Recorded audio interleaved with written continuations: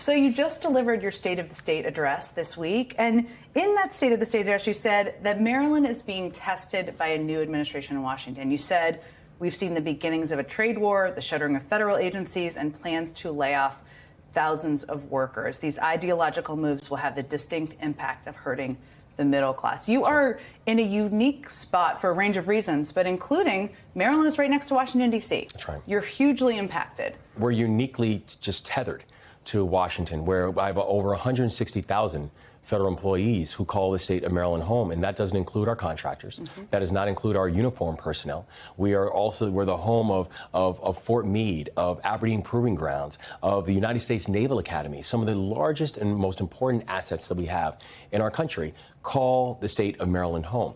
And so when we're watching things like a whole flurry of executive orders, many of them performative, many of them contradictory, many of them not thought out at all, many of them unconstitutional and illegal.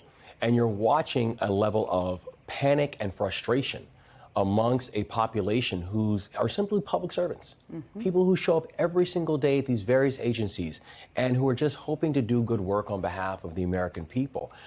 It's something that cannot go without a response from me. How has your job changed in the last 3 weeks? It's like a light switch. Because all we look for is partnership. You know, I understand my sole responsibility is to making sure that I'm protecting the 6.5 million people who call Maryland home.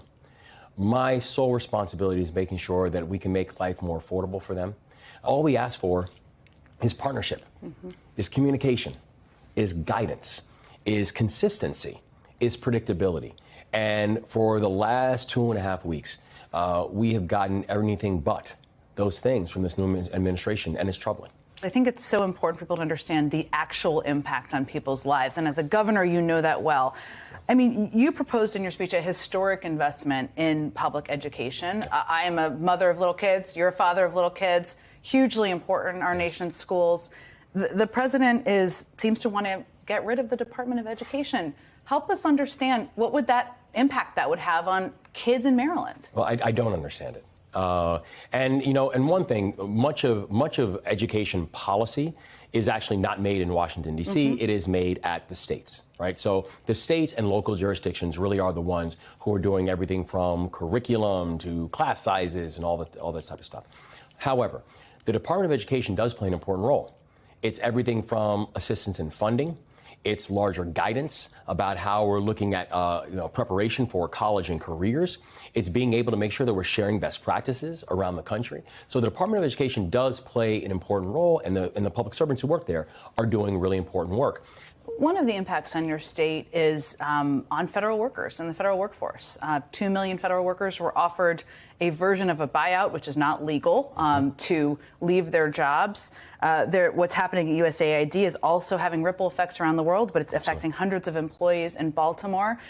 This all seems to be at the hands of Elon Musk. When your constituents are calling you or questioning your office, what's going on here? What can we do about this? What do you tell them? You know, part of the challenge I'm seeing with some things we're seeing with DOGE is that it's not thought out, and actually much of it is illegal, because you cannot just dismantle departments or agencies. The Congress actually does have a check and a balance on that. The Congress has a role in that. And so when you're hearing things like we're going to offer an 8-month buyout, it can't be honored because it's illegal. Do you tell people not to take it when they call your office? Oh, I tell people, be careful on what you're signing, because once you sign something, that is permanent. And so when you are hearing that there is going to be an 8-month buyout or a 10-month contract negotiation, just be clear, unless Congress approves that, it's not legitimate. And so the thing that we want people to know that, and I believe in government efficiency. In fact, I signed an executive order just months ago for starting the Government Modernization Initiative in the state of Maryland, where we are going to save the people of our state tens of millions of dollars by doing basic things like fleet management and IT consolidation and procurement reform and real estate. And so you can actually do really important work, save the people of your jurisdiction's money, and do it smartly, efficiently, and transparently. The challenge that we've seen with DOGE is it's not smart, it's not efficient, and it's definitely not transparent. Is there anything you can do as governor to help prevent these federal workers from losing their jobs? I mean, the challenge for a lot of the folks is if they're working for the federal government, it's something outside of state boundaries. I'm proud of how many federal employees that we have that are living in the state of Maryland, but it's difficult to counter what happens on their own individual contracts. The thing that I want all of our Marylanders who are federal employees to know is that their service is valued, that their service is needed.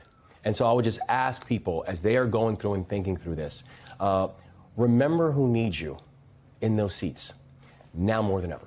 These are all apolitical individuals just keeping communities safe, which I think is so important to keep restating. That's right. They work for Democrats and Republicans. It does not matter, because while they might work, for a Democratic president or Republican president, who they really work for is the American people. The city of Baltimore is suing the Trump administration over its efforts to eliminate DEI programs through executive orders. And DEI has been used as a guise from Trump and MAGA world for eliminating basically large swaths of the federal government. It was also used as, I would just call it, a slur around the bridge collapse in your state. As you're watching this, what is your reaction to what you're seeing them do with DEI? My reaction is we focus on excellence.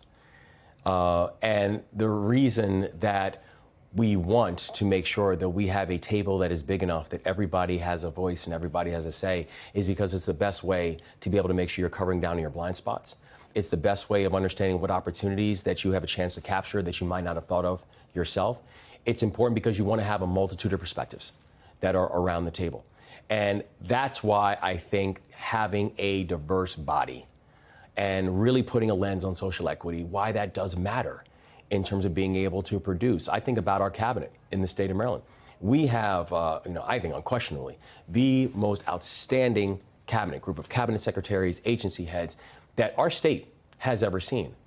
It also happens to be the most diverse in our state's history, because I don't think these two things are in conflict. I actually think these two things completely coincide. And so I remember when the Key Bridge was hit by the Dolly and instantaneously collapsed.